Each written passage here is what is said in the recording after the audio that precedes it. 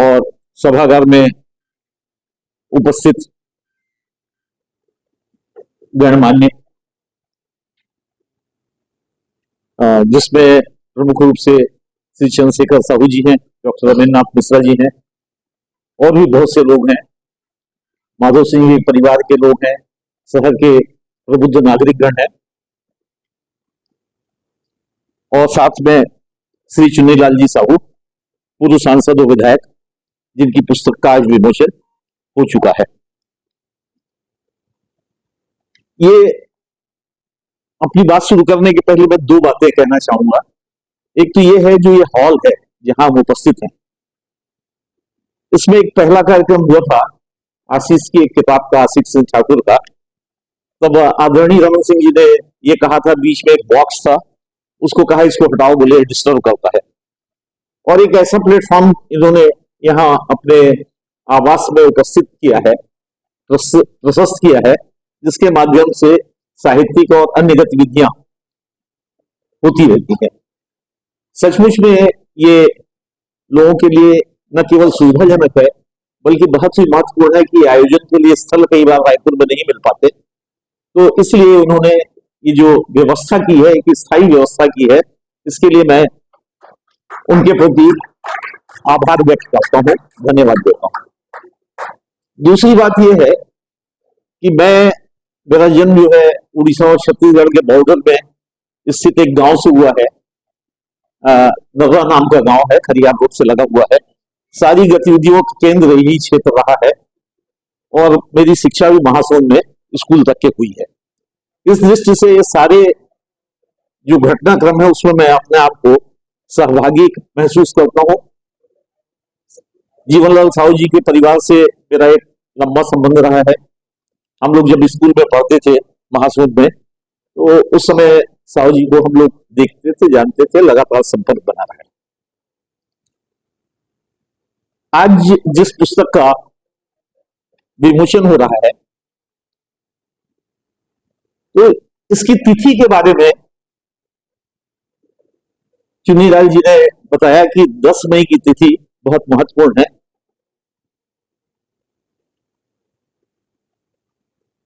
1857 का जो पहला समर शुरू हुआ था, वो बैरकपुर की छावनी से हुआ था, और उसमें जो है मंगल पांडे जो है उन्होंने शुरू किया था, और 10 मई को जो है वह मेरठ से शुरू होता है, जिसमें धन सिंह गुर्जर जो थे, जो मेरठ के कोतवाल थे, उन्होंने शुरू किया था। बाद में ये एक्सटेंड होते गया, पूरे देश में फैल गया, जिसमें राजा महाराजा, जमींदार, आम नागरिक, कृषक, मजदूर सब लोग शामिल हुए। इस स्वतंत्रता संग्राम का विस्तार जो है इतना हुआ कि इसमें हम झांसी की रानी लक्ष्मीबाई, तात्या टोपे, नानाजी, कुंवर सिंह, मुमताज बेगम, मुमताज महल आदि और बहुत से लोगों को शामिल कर सकते हैं, लखनऊ की। और इसकी लीडरशिप जो है, जो धन सिंह गुर्जर ने जो है, उन्होंने एक मैसेज भेजा बहादुर शाह जफर को कि आपकी लीडरशिप में हम ये स्वतंत्रता संग्राम शुरू करना चाहते हैं। उस समय 81 वर्ष के हो गए थे, बहुत वो डिटेल सबको मालूम है। तो ये जब स्वतंत्रता संग्राम चल रहा था, तो ये महसूस किया, बताया गया कि छत्तीसगढ़ में जो स्वतंत्रता संग्राम के जो दो बड़े सितारे थे, चमकदार सितारे थे, सोना खान के जमींदार वीर नारायण सिंह और संबलपुर के वीर सुरन साय, ये स्थापित करने का प्रयास किया गया है लंबे समय से कि लोकल रीजन से, स्थानीय कारण थे जिसके कारण ये लोग जो है, इनका अंग्रेजों के साथ विवाद था, झगड़ा था, और जो भारतवर्ष की मेन स्ट्रीम है फ्रीडम फाइट की, स्वतंत्रता संग्राम की, उसमें बड़े मार्जिन में हाशिए में रख के छोड़ दिया गया है। उसको ये नहीं बताया गया है कि इस ढंग से है। और वीर नारायण सिंह के बारे में अंग्रेजों के नियत पे तो विश्वास नहीं किया जा सकता, लेकिन 1909 का जो गजेटियर था, रायपुर डिस्ट्रिक्ट गजेटियर, जिसको नेल्सन ने संपादित किया था, उसने बड़े विस्तार से लगभग 7-8 पेज में नारायण सिंह के वीर नारायण सिंह के जो पूरा विवरण है उसका दिया है। और क्योंकि इस किताब में का जो हिस्सा है उसमें हम देखते हैं कि मुख्यतः वीर नारायण सिंह के बारे में आशीष सिंह ठाकुर ने लिखा है, भैंस के जमींदार माधो सिंह बरिया के बारे में चुन्नीलाल जी का कंट्रीब्यूशन है। वीर सुरेंद्र साय पर हम सबके अग्रज स्वर्गीय हरि ठाकुर जी का, जो आशीष के पिताजी हैं, स्वतंत्रता संग्राम सेनानी साहित्यकार हरि ठाकुर जी का कंट्रीब्यूशन है। लाल सिंह मांझी के बारे में फिर चुन्नीलाल जी ने कंट्रीब्यूट किया है, डॉक्टर फरीदन ने। और लाल सिंह के संबंध में जो ग्रामीणों की जुबानी है उसकी जो है उसका संकलन जो है चुन्नीलाल जी ने किया है। और रायपुर की सैनिक छावनी में जो हनुमान सिंह के नेतृत्व में विद्रोह हुआ था, क्रांति हुई थी, उस पर आशीष सिंह ठाकुर ने कंट्रीब्यूट किया है। तो इस प्रकार से ये इस किताब का एक हल्का फुल्का स्वरूप बनता है। अपनी बात कहने के पहले एक सैद्धांतिक बात मैं कहना चाहता हूं। जैसा कि बताया गया है कि 1905 तक के संबलपुर छत्तीसगढ़ का हिस्सा था। उस समय बंगाल था, बाद में बंगाल से अलग हुआ, बिहार और उड़ीसा बना, बाद में उड़ीसा भी अलग हुआ 1 अप्रैल 1936 को। और 1 अप्रैल 1936 तक के खरियार जो है जमींदारी, जो आजकल लगभग मोटा मोटा 93-94 जिला जो है वो रायपुर जिले का हिस्सा था। जब क्षेत्रीय इतिहास में काम किया जाता है तो हमें उस काल की जो जियोपॉलिटिक्स होती है उसको ध्यान में रखना चाहिए। 1905 तक के अगर संबलपुर छत्तीसगढ़ का हिस्सा था या तो उस हिस्से पे अगर हम 1905 के 1857 के इतिहास पे कोई काम करते हैं तो उसको छोड़ देना तो बड़ा अजीब सा लगता है। ये इंसिडेंट है या लापरवाही है कि वीर नारायण सिंह के बारे में बहुत चर्चा डिटेल में चर्चा छत्तीसगढ़ में होती है, और ठीक इसी प्रकार से वीर सुरेंद्र साय के संबंध में चर्चा उड़ीसा, खास करके वेस्टर्न उड़ीसा में होती है। और इन दोनों के बीच में कभी कभी थोड़ा सा संबंध स्थापित करने का प्रयास भी किया गया है। चुन्नीलाल जी प्रोफेशनल हिस्टोरियन नहीं है, तो प्रोफेशनल हिस्टोरियन ने जिस बात को की चूक की हाईलाइट करने में थोड़ा सा ध्यान नहीं दिया, तो वो जो काम है ये चुन्नीलाल जी ने किया है, इसलिए मैं चुन्नीलाल जी को बधाई देता हूं। जैसा कि बार बार उल्लेख किया गया है कि आशीष सिंह ठाकुर का इसमें बड़ी भूमिका है, ये आशीष भी धन्यवाद के पात्र हैं।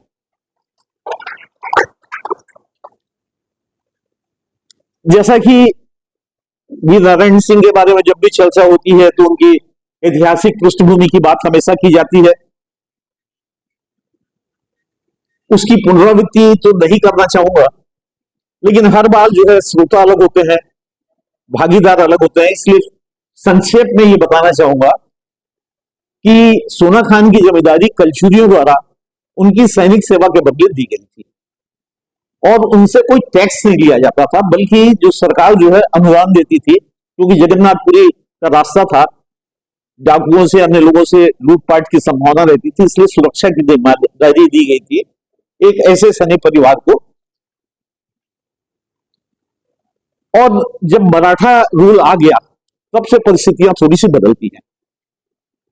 नारायण सिंह के पिता जो है राम राय थे, उन्होंने 1819 में चूंकि 1818 में ट्रीटी के तहत भोसले जो है नागपुर का राज्य जो है ब्रिटिश कंट्रोल में आ गया था, उस समय उन्होंने विद्रोह किया था। वीर नारायण सिंह के संबंध में 2-3 बातें कही जाती हैं। एक तो पहली बात जो है देवनाथ मिश्रा की हत्या का आरोप 1835 में। ऐसा कहा जाता है कि उन्होंने कुछ कर्ज लिया था और कर्ज न चुकाने के कारण उसको उनके अपमानित किया गया, जिसके फलस्वरूप उन्होंने देवनाथ मिश्र की हत्या कर दी थी। अंग्रेजों की न्याय व्यवस्था के तहत मुकदमा चला उन पे और निर्दोष पाए गए। लेकिन आज भी हम जो है उनकी हत्या के आरोपी के रूप में वीर नारायण सिंह का नाम लेते रहते हैं, जो कि न्यायालय से मुक्त हो गए थे। उसके बाद भी यह कहना कि उन्होंने हत्या की थी, ये बात थोड़ी सी सोचने की है।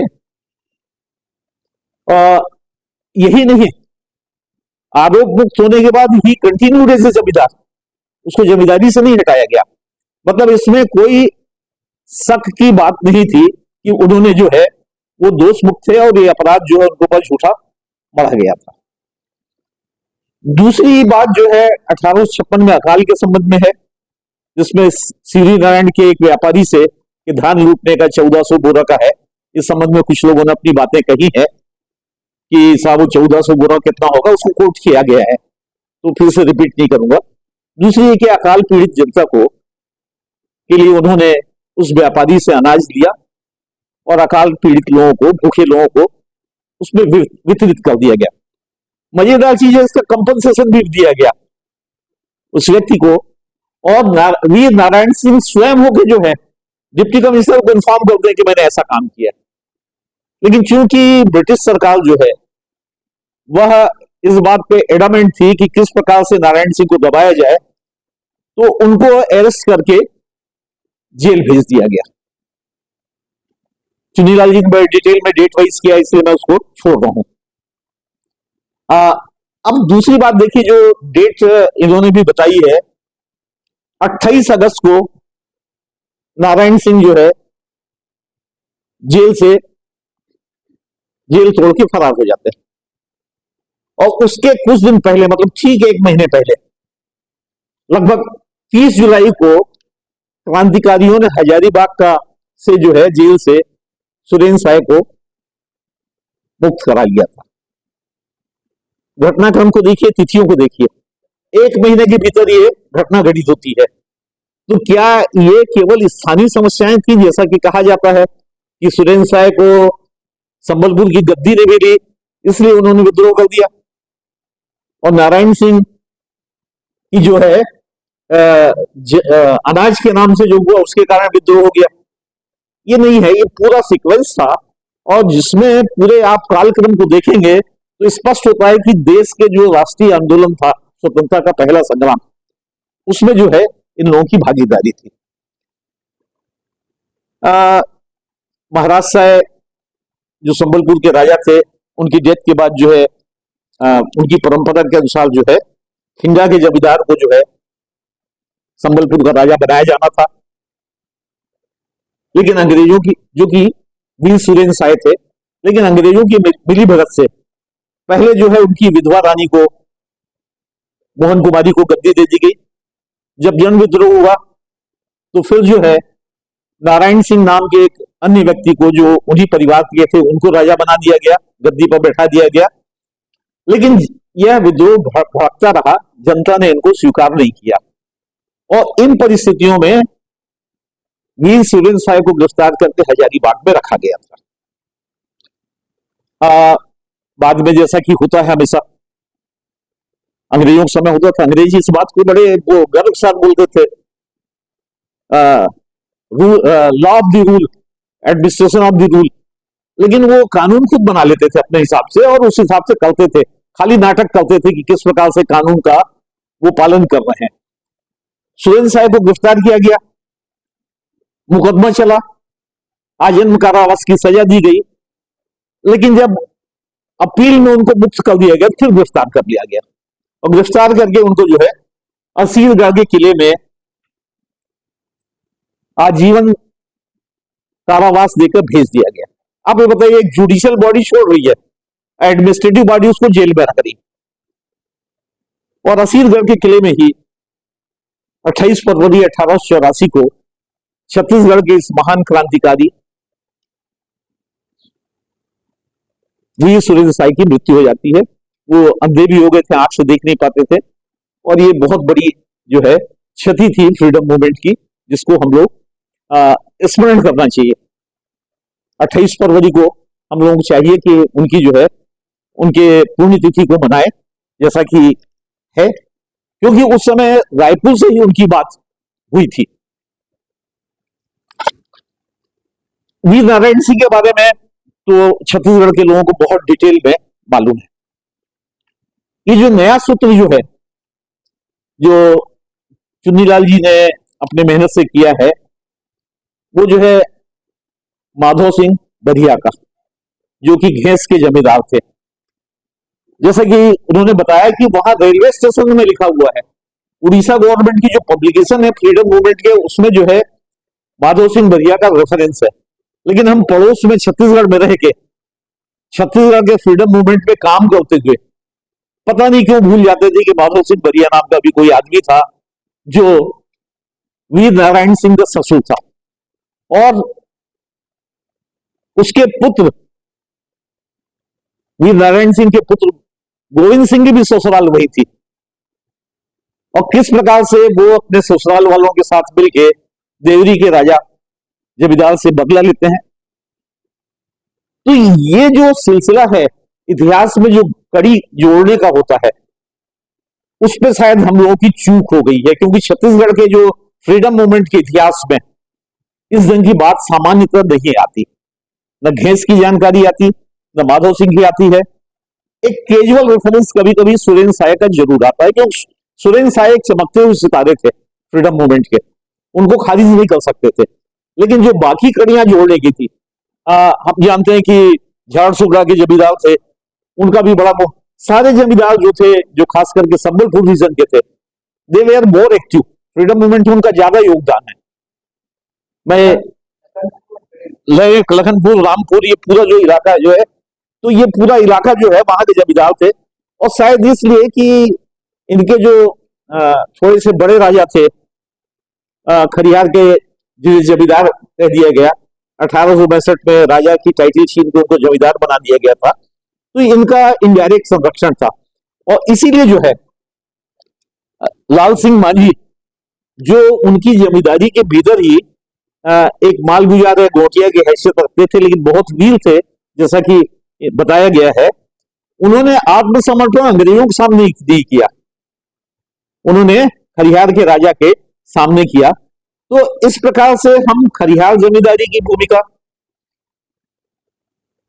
लाल सिंह मांझी की भूमिका, सुरेंद्र साय की भूमिका से परिचित ही है, माधो सिंह बरिया की भूमिका, और जो जिन जमींदारों का और वहां के लोकल लोगों का उल्लेख किया गया है, इनकी भूमिका पे हम अगर ठीक से काम करें तो निश्चित रूप से छत्तीसगढ़ के इतिहास का एक महत्वपूर्ण अध्याय सिद्ध होगा।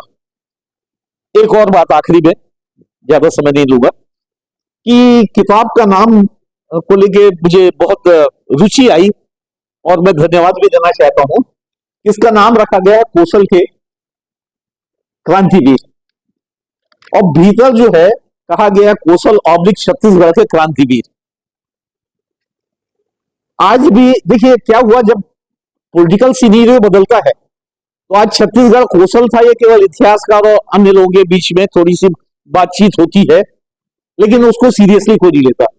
और दुर्भाग्य ये हुआ कि कौशल को कौशल बना दिया, स्किल बना दिया, जबकि कौशल जो है एक टेरिटरी थी। तो इस नाम को पुनर्जीवित किया है। आज भी संबलपुर के आसपास के क्षेत्र में वहां के लोग इस बात के लिए आंदोलित हैं कि वेस्टर्न उड़ीसा को, पॉलिटिकल बात इसलिए नहीं करूंगा, कि वेस्टर्न उड़ीसा को अगर कभी एक स्वतंत्र राज्य का दर्जा दिया जाता, स्वतंत्र राज्य का, स्वतंत्र होता नहीं राज्य का दर्जा दिया जाता, तो उसका नाम कौशल रखा जाए। तो एक कौशल जो शब्द है, ये अभी भी वेस्टर्न उड़ीसा और जो छत्तीसगढ़ उसको जोड़ने वाला शब्द है, और शायद इसी को स्पष्ट करने के लिए उन्होंने कौशल ऑब्लिक छत्तीसगढ़ के क्रांतिवीर लिखा है। तो जब हम 1857 या उसके बाद 1905 तक या उसके बाद 1936 तक के खरियार का जब हम इतिहास देखें या फ्रीडम मूवमेंट देखें, ठाकुर प्यारेलाल सिंह जी की रिपोर्ट है त्यागमूर्ति खरियार के फ्रीडम मूवमेंट पे, उस समय वो रायपुर जिले का हिस्सा था, डिटेल रिपोर्ट उपलब्ध है। तो इन सब को देखते हुए हम अगर खाली इस आधार पे कि आज जो छत्तीसगढ़ में जो हिस्सा बाकी रह गया है केवल उसी के लिए हम जो है इतिहास का काम करें, तो ये थोड़ा सा टोटलिटी नहीं होती, संपूर्णता नहीं होती। क्योंकि उस समय जो है छत्तीसगढ़ का तात्पर्य, छत्तीसगढ़ ही शब्द जो है वो मराठा ब्रिटिश स्टूडेंट में ज्यादा पॉपुलर हुआ है। और ठीक है, बहुत अच्छा नाम है, हालांकि इसके स्रोत जो है पहले और मिलते हैं जिसकी चर्चा मैं नहीं करूंगा, लेकिन मुख्य रूप से शासकीय काम में और बाकी में मराठा और ब्रिटिश पीरियड पे किया गया है। तो ये जो छत्तीसगढ़ है, जिसमें 1905 तक संबलपुर का क्षेत्र, 1936 तक के हरियार का क्षेत्र शामिल था। जब भी हम काम करें इसको समाहित करें, और शायद इस दिशा में एक प्रयास शुरू हो गया है। कुछ बिंदु हैं जिनके बारे में मैं चुन्नीलाल जी को अलग से बताऊंगा कि किस ढंग से और आगे काम किया जाना है। और मैं बहुत बहुत उनको जो है बधाई देता हूँ, शुभकामनाएं देता हूँ कि उन्होंने जो है एक सुंदर प्रयास किया है। और प्रारंभिक रूप से ये कौशल के क्रांतिकारी पुस्तक जो है वह इतिहासकारों के बीच में, सामान्य जनों के बीच में और राजनेताओं के बीच में भी प्रस्तुत हुआ है। मैं खास करके इतिहास के जो मेरे मित्र हैं, सहयोगी हैं, अग्रज हैं, उनसे मैं चाहूंगा कि भविष्य में इस ढंग से जब काम हो तो उड़ीसा के, जो वर्तमान उड़ीसा का, वेस्टर्न उड़ीसा का हिस्सा है, फ्रीडम मूवमेंट के इतिहास को उसको शामिल करें और भी बाकी मामलों में करें, क्योंकि सांस्कृतिक रूप से हम एक थे। आज भी हमारी रिश्तेदारी जो है उड़ीसा और छत्तीसगढ़ में बहुत ही कॉमन है, ये देखने को मिलता है।